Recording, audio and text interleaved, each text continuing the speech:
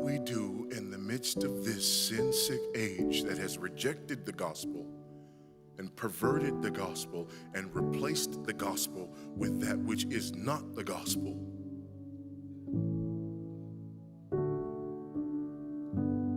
Is that we call out that wickedness.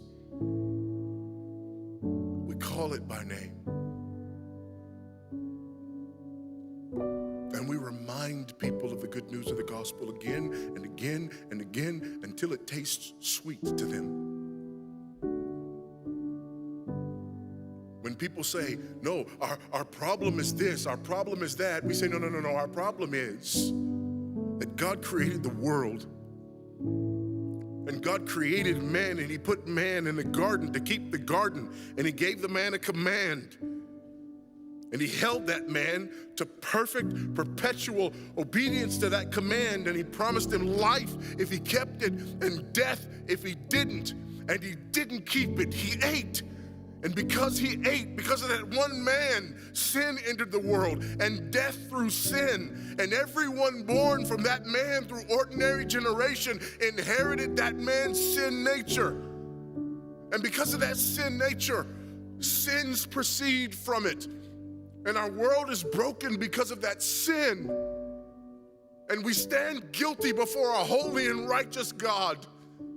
And we know that he's holy, and we know that he's righteous, and we crave justice. But the problem is that if God gives us justice, we all die.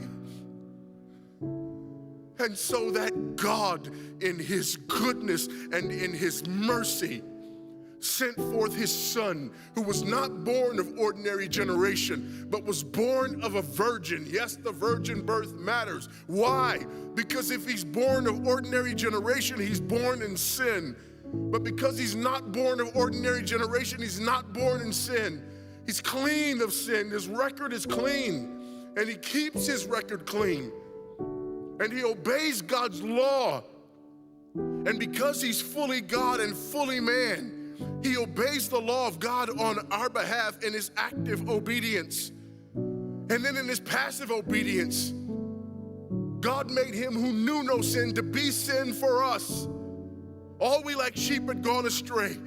Each of us had turned to his own way, but God laid upon him the iniquity of us all. And Christ died for sin once for all, the just for the unjust. And God imputes our sinfulness to him. And he nails our sinfulness to the tree. And Christ dies and raises again on the third day for our justification. And there's another imputation. The righteousness of Christ is actually imputed to us so that God can be both just and the justifier of the one who places faith in Jesus Christ, so that all those who come to Christ may enter in, so that all those who place faith in Christ might be saved, but not only saved, but sanctified.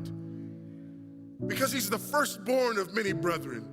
We're justified and we're adopted into the family of God. And we're sanctified, and as his children, we begin to bear the family resemblance. And we're further sanctified throughout this life by the very same gospel that saves us, until one day when it's all said and done, we're not just saved from the penalty of sin. We're not just saved from the power of sin, but one day we're glorified and saved from the very presence of sin. That's the gospel that we preach. That's the gospel that we need. And that's the gospel that's more than enough.